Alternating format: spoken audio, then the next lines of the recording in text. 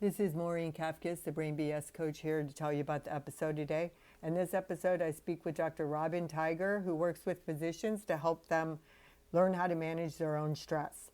We discuss how suicide has impacted her family in major ways and how unexamined trauma has led to physical, emotional, mental health issues. And if you stick with me to the end, you're going to find out exactly how she was able to resolve that and lead a happy life helping other people today. So here you go, episode 111, Stress, Suicide, and Mental Health with Dr. Robyn Tiger.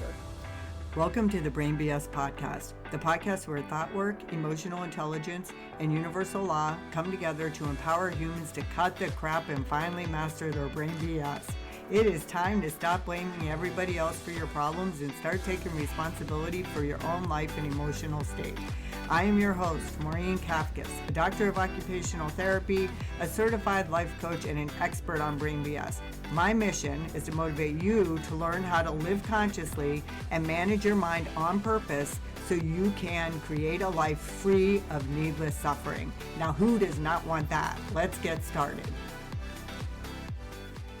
Hello, and welcome back to the Brain BS podcast. I have Dr. Robyn here with me today. Dr. Robyn, why don't you tell the audience what you want them to know about you and introduce yourself? Yeah, hi. Thank you so much. It's an honor to be here. I'm Dr. Robyn Tiger. I'm a physician, board certified in diagnostic radiology and a stress management expert. I'm the founder of Stress Free MD, and I love teaching other people how to relieve their own stress all by themselves. Nice. And I saw your post today on social media. It's appropriate that we're talking on National Stress Awareness Day. Yes, yeah. So happy to be able to share that and share some free resources for anyone who wants to get started on their own stress relief. Okay, so before we get into your story, I want to ask you what I ask everyone who comes on the podcast. I want you to tell me something that you thought was factual about yourself that you have come to realize now is fiction and it wasn't true, and you discovered that through the power of coaching. Yeah, probably that I'm not deserving, that I'm not good enough, and that other people are better than me, that there's something wrong with me. Yeah, those are some pretty big ones, right? Yeah, big ones. Yeah.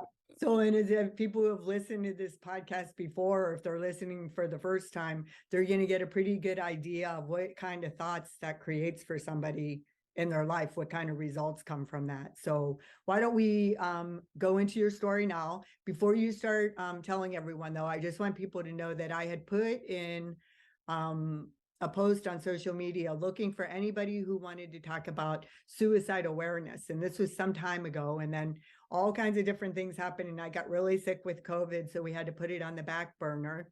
But that is the reason why Dr. Tiger responded to my request to have people come on the podcast. So I'm going to let her tell you the story from there. Yeah, when I saw your post, it was just calling me. It's easier to say no and to just say, I'm not going to talk about this stuff. And then you think, no, I need to say yes. Because suicide has actually shown up for me multiple times in my life. I'm going to say, actually, now that I think about it, at least 3 major times. And it's important for people to hear, that just because people look okay on the outside doesn't necessarily mean they're okay on the inside, or they may not have had a story that was perfect that got them to where they are now.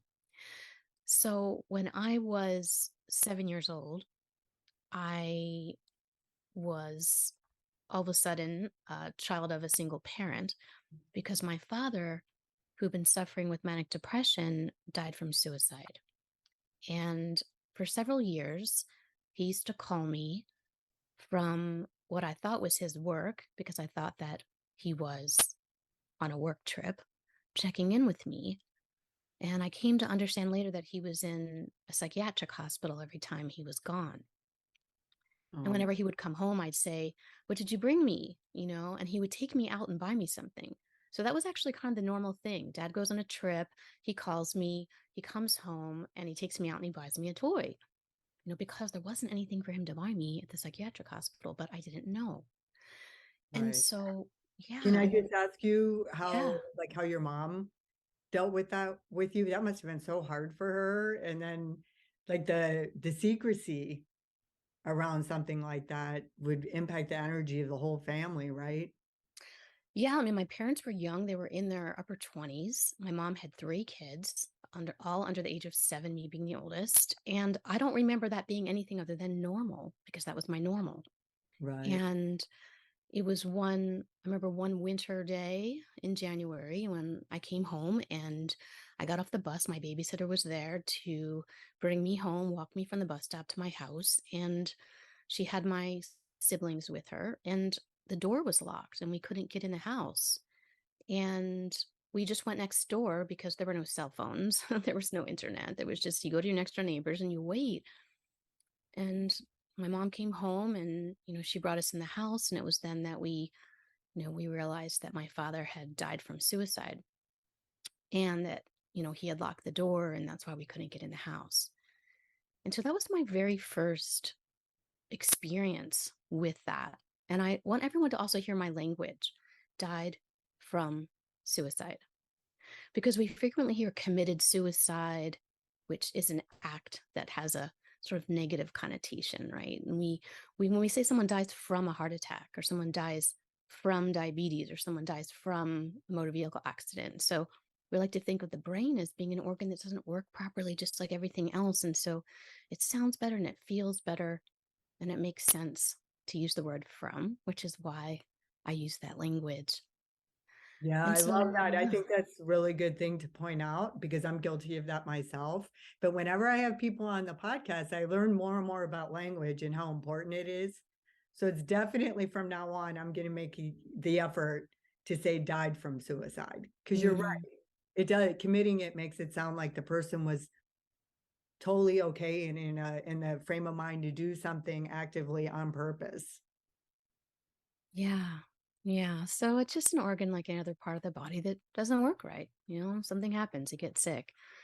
Yeah. So that was my first experience. Lots of trauma from that, as you can imagine, and lots of negative things happened in our family after that, which I don't really need to get into all of that.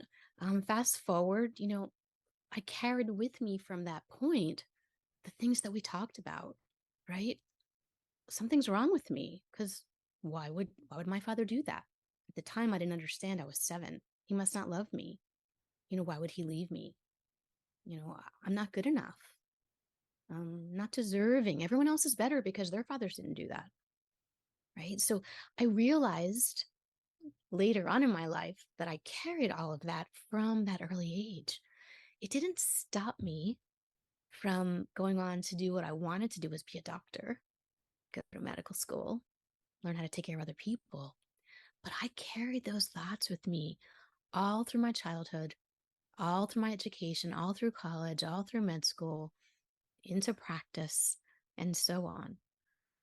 Instead of immediately thinking that I could totally do something and I should do something and have the confidence and I'm right where I should be. It was always, I don't know. You're not So going to be let able me to do ask that. you, was Yeah. there an element of trying to prove yourself that you were trying to prove your self-worth by your accomplishments and in doing what you were doing? No, I don't think it was proving anything because at age 8, 1 year later, when I was in 3rd grade, I saw a full-size skeleton. I know that you know about the human body, and that was super exciting to me. And it was then that I knew that I wanted to be a doctor because I said, wow, that's not a Halloween costume. Those bones are inside our body. That is so cool. I want to know more about that. So it wasn't that I was trying to prove anything. I did have goals and passions, but it was the thought work around each one of those goals that was very detrimental and that took a lot of more push and more push and more push to make those things happen because I didn't have the tools back then that I have now to work with those thoughts. When I got into practice, initially everything was okay. And I mentioned to you that I had a second visitation, essentially, uh, confrontation with suicide. And over the course of several years, I had 3 physician colleagues die from suicide. 2 overdosed, and 1 jumped off a bridge. And in the midst of all of that happening, I started to develop lots of symptoms myself. So the picture here is I'm a practicing radiologist. I've got two adorable little kids. I have an amazing husband. I have a beautiful home. I have this job. Everything looks great, like I said earlier, on the outside. But I started to develop things that didn't make sense, right? I got migraine headaches and I was vomiting. I had tinnitus, which is ringing in my ears. I was very, very dizzy with vertigo just from simple head turns, really bad reflux or heartburn. My body hurt, like I couldn't even move it. It just felt so stiff, like the Tin Man from the Wizard of Oz. And I wasn't sleeping, I wasn't eating right, I was having weird things going on with my bowels. And I developed a very scary symptom of intermittent paresthesias, which for the listeners, it means that my hands and my feet and the left side of my back would just go numb. And I thought I had some debilitating neurologic disease. And so I started going to all these different doctors for all the different things. My gums were bleeding too. It's another thing. So I saw a periodontist, I saw a neurologist, I saw a gastrointestinal doctor, right? And I had lots of imaging studies and lots of blood tests, and everything was normal. And I kept getting sicker and sicker. And then I started having some negative thoughts, worse than the thoughts that I told you about. Thoughts that started to go like, I don't really know if I want to wake up another day like this. I don't think I could take another day like this. I don't even know if I want to be here anymore. So that was my third confrontation with suicide, which was actually my own thoughts, which was terrifying, absolutely terrifying. And so I ditched the pills and I went to a mental health care professional. That wasn't really helping. And I just started to look outside the box of medicine because I said, oh my gosh, I'm heading down the same path as those who are in my life who've died Let from me ask you a suicide. question that I should have Yeah. asked before that. It just Yeah. occurred to me. When you were younger, because I know Yeah. back in that time, like when somebody died, everybody just kind of didn't talk about it anymore and you moved on. Mm-hmm. Is that how it was Mm-hmm. in your family, or did you get any Yeah. professional counseling or help? I had no professional counseling. Nobody Wow. really talked about it. And actually, my father's side of the family completely disowned us, and I never saw them again. So I Oh my lost my father. I lost that whole side of the family. And God. there was so much transition at once and so much loss at once. My mom, like I said, was very young and she had three young children and she wasn't working. She was a stay at home mom and it was terrifying. Right. And so no one talked about it though. No one talked about it. She ended up remarrying and we went on and so on, but there really wasn't much discussion. It was Wow. just like quiet. Yeah. Yeah, it's just like accept reality, move on, and do not. Yeah, that happens around a lot of trauma. Back when we were growing up, or when, I don't know how old you are. I don't want you Yeah. to put you in the same age group as me if you're not. Probably. Yeah. It's like back Yeah. in that time. Okay, so I just wanted to kind of, because that's a perfect example of what happens when you don't address those emotional and mental health issues growing up. They come back to haunt you in some fashion, and some way or another. You can't just have all that stuff squashed inside you and expect to you know just skate through life and feel good. So okay, so now we're back to after you started to get this like suicidal ideation because you couldn't take it anymore. Then what Mhm. happened? Yeah, well, then I had to make a choice. It was like a fork in the road, right? So I envisioned myself heading down the path of my three colleagues, and I just was terrified. And I was like, okay, I believe in traditional Western medicine 100%, but I'm learning here that it's not always exactly the right thing for what you may need. The pills didn't work, the talk therapy wasn't working, tests are all normal. What do we do? What should I do? And I started to look more and more outside of medicine. I was already working out a lot, running races, staying physically fit. I was already eating a plant-based diet, so my nutrition was fine. I was healthy in that way. And I started to see more and more things out there regarding things like yoga, things like meditation, and then after that, coaching, which I thought were ridiculous, to tell you the truth. I mean, I'm an athlete. I run races. I work out at the gym. Like, I don't know what those people are doing over there, but I'm not Mhm. doing that.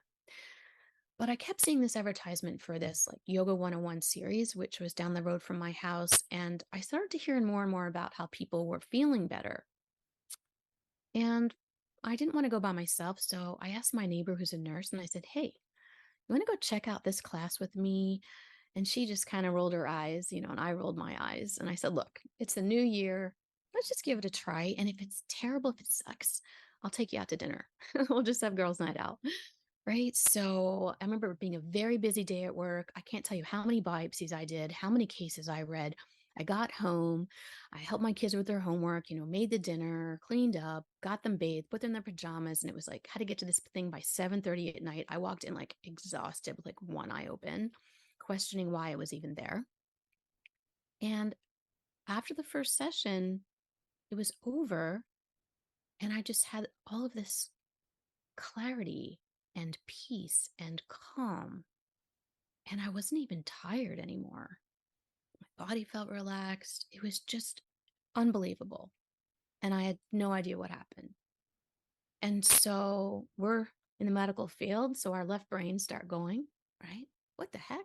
I need to understand this physiology and anatomy. So that's what I did. I started diving into the medical literature and started pulling out my books. And I realized that what I had experienced was simply bringing homeostasis to my autonomic nervous system, that the symptoms that I was feeling that started to dissipate. And as I continued doing these practices, eventually went away, all of them, that it was simply my stress response that was on overdrive.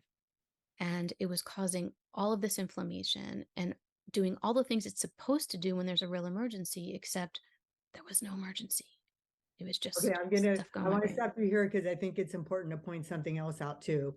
When something keeps happening and you keep having it come in front of you, like you kept seeing this yoga thing, right? Like Mm-hmm. that is like, because this is the Brain BS podcast and we're all Mm-hmm. about living consciously. And I Yeah. believe that the universe gives you everything that you need in the Mm-hmm. moment, but you have to be able to see it.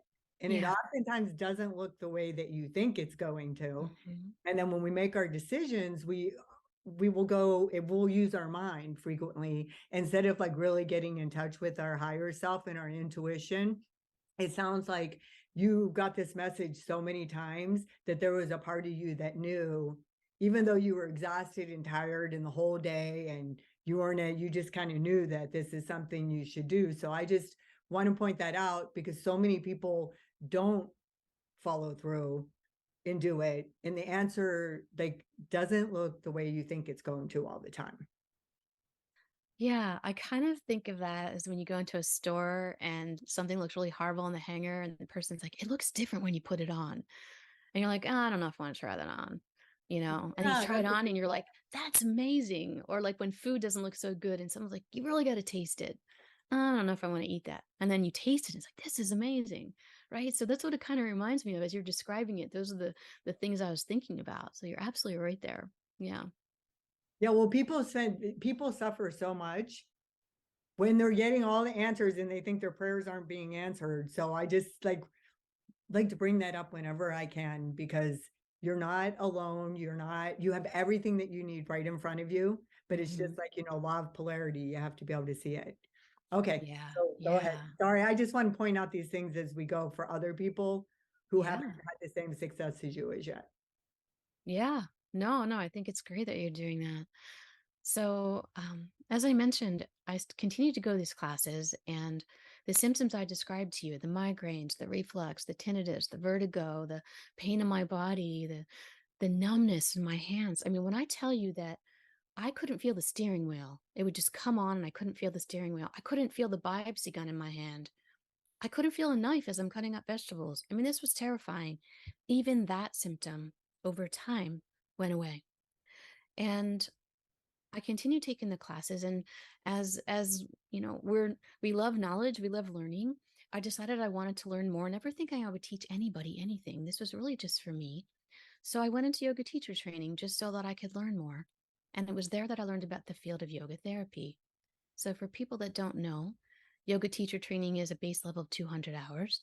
And yoga therapy is at least 800 hours added to that. So it's 1,000 hours over a 3-year period where you learn more deeply the lessons in yoga and in meditation and other disciplines that are related. And then you can apply them to help people with all types of symptoms, illnesses, and diseases.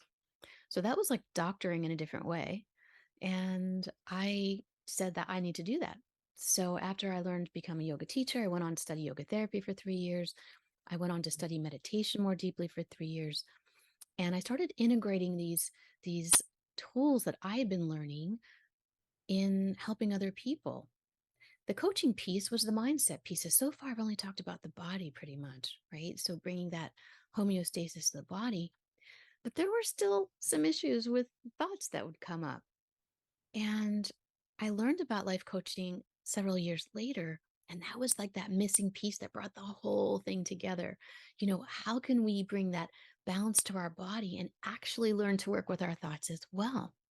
And so that's why I like to work from the body and the mind to create that balance. And that's what I love to teach other people as well. Yeah, so tell us a little bit about what your how your business is set up and how it works, and is it one-on-one coaching, is it group, or what do you do? Well, as I mentioned, I like to have a body and mind approach. So I teach both body-based self-regulation tools to bring this balance to the nervous system so you can decrease that feeling of stress and you can feel more calm. And then we can work with your thoughts from the top down. So I call it a bottom up and top down approach. And the way that I do that is I created several different ways for people to learn. To some people learn better by video-based content where they're learning at a self-paced way. And so I have video-based content and courses. I work one-on-one with individuals who prefer to have me out of themselves. I also do groups, and lots of organizations and other private groups will bring me on to work with their group as a whole. And we do coaching based on whatever they need.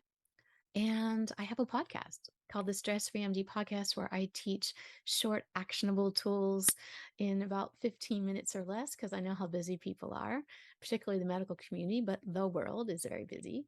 And I like to share that way as well. So is your business primarily online, or do you do a lot of stuff in person too? I do both. I do both. Actually, I'm heading out to present this weekend at a conference in Texas. So I go wherever, people are in need. I like to say I have multiple podiums. So I have the traditional podium where I'm in person and I've got a headset, I've got a mic on and I'm standing in front of some, podium with a PowerPoint behind me. Then I'm on Zoom, and I do lectures just like this. Then I'm on Zoom in my home studio where actually I lead entire classes that are experiential. And then I'm outside. So I have the pleasure of teaching on a beach, teaching on a mountain, teaching outside. So I love all different podiums and I pretty much go wherever people want me to go, wherever they want to learn and however they want to learn. And it's so fun and so amazing. Wow, well, you're living, breathing evidence that what you're doing is working. So let me ask you, this is something that I wasn't even planning to ask, but I do want to ask it because I think so many people are frustrated with the healthcare system right now since COVID. Yeah. And everything's changed. Even trying to get doctor's appointments is like impossible. And the physicians are so overworked right now. So I'm wondering if you have any advice. And I say this because like a couple of the doctors I've seen for various things just seem exhausted and Hmm. overworked. So I'm Yeah. wondering what advice you have for us, the public, for how we can facilitate a little bit more love and kindness for our doctor, and maybe advice for any doctors that are listening of how they can do that for the patients. Yeah. So whether you're a patient or whether you're a physician or whether you're a healthcare professional, we're all humans. And no matter what's happening in our worlds, the one thing we can be in control of is how we feel in any given moment. And so, whether you're a patient, whether you're a doctor, it's important for us to have the tools to feel calmer, to decrease our stress response, to enable us to sleep better, to be more responsive to the person in front of us and not reactive, right? To exercise, to eat properly, to have those social connections, right? So these are all the lifestyle medicine pieces, the pillars. I'm also lead faculty and subject matter expert in stress management for the American College of Lifestyle Medicine. And so bringing in all of these pillars, no matter who you are, helps you be the healthiest, happiest version of you, right? So I think no matter, I see us all on the same plane. It's not like doctor up here, patient down here. Like we're all humans. And so a very important missing piece is how we take care of ourselves. I was never taught it in med school. Most people that I meet were never taught it, right? So if you can learn and just start to make some small changes, you will be overall healthier and happier. And, that is the very first piece. How can I help myself? Just like I did. How can I help myself? What can I do to help me? Yeah, because that's not being selfish at all. No. That's like the most generous thing you could do for the rest of the world is to take care of yourself because you treat other people the way that you take care of yourself. But you did point out something really important that I don't necessarily think people who aren't doctors naturally go to, because I do think doctors tend to be put up on a pedestal. So I think it is an important reminder that we're all humans with brains. Nobody's superior to the other. A doctor is doing their job, gained a lot of knowledge, has been practicing. So you kind of have to, that's why you can't just rely on the doctor either, right? You went to the doctors and you did all the things and it wasn't working for you. So you had to have the initiative to figure out what was going to help you get well. Yeah, I really like more of a team approach. Even when I was practicing radiology and I had my technologists and my assistants and my transcriptionists and my front desk people and the greeters, and I just think it's a team, right? And it's how I feel in terms of patients and doctors. Like we're just a team and we're working together to figure out the problem and to get rid of it. Yeah, and the patient is part of that team, a really Yes. important part of that team. So you have to be at your best. Not that you're always at your best when you go to a doctor, but I think we got the point across for what we were trying to say. But since we Yeah. still have a little time, and I'm going to let you give your final words of wisdom at the end, but one of the reasons I mentioned that it took us so long to get our podcast recorded was because I got COVID. Hmm. And you actually have had COVID also. Yeah. And we Yeah. talked about, I just think for whoever is listening who thinks that COVID, because they have the vaccine isn't as such a big deal anymore. It felt like a really big deal when I was sick for 6 weeks with it. So just kind of, I just want to touch on that because the brain fog, I think Hmm. was the scariest part. For as a person who's trying to run a business, and you as a physician, when we're trying to communicate and talk and send our message, it's really kind of scary. So I just want to reassure all those people out there who have COVID and brain fog right now that it can go away. Yeah, it does go away. I, like you, had COVID, and the vaccine helps us so that we don't die from COVID, right? It doesn't mean we won't get COVID, just like the flu vaccine. It doesn't mean you won't get the flu. You just hopefully won't get as bad of a case. So the vaccine is not necessarily preventing us from getting the virus. It's just getting a less deep version of it so that we don't die from it. Most of the people that die from COVID did not have vaccines. So, yes, one of the side effects of COVID is a very scary one, like you mentioned, it's brain fog. And I had it as well. I had it so bad, like my family was going on a trip, and I was actually presenting at a conference at the end of this particular week. My family was going, and I was virtual, and I was planning on doing it when I was away from my computer. And it was for an Ivy League institution. And I had to send my family without me because I couldn't even think straight. And I spent like 3 days trying to put this talk together, and I just had so much difficulty. And by the end of the week, the day before I was to give the talk, I was starting to feel a little bit better. My family was gone, they'd already left. I looked at my slides and they made no sense. They were in no, they were in order, like as if somebody just took all the PowerPoint slides and let them shuffle and fall into whatever place they wanted. And I had to redo all of it and put everything into the order that made sense. That's how bad my brain fog was. Now, the good news is the talk went really well. The brain fog went away over time. And I did end up meeting up with my family for the second half of the trip. But like you said, let's normalize this. Anybody out there that may be scared that has brain fog, just know that it's very common. I don't know the numbers, but I know a lot of people have had it and it does go away. Yeah. And like Eckhart Tolle, sometimes we just have to accept reality as it is in the moment and we can't Hmm. change it. And that's Hmm. what I learned because I desperately wanted it to go away. And then I was like, oh, I surrender. And I just canceled all my stuff for like 3 weeks and I just Yeah. rested and took care of myself. So, okay, Yeah. well, we covered, I think, a lot of important information that's going to be really helpful to people today. But I want to, so is there anything else that you want to speak to around the suicide piece?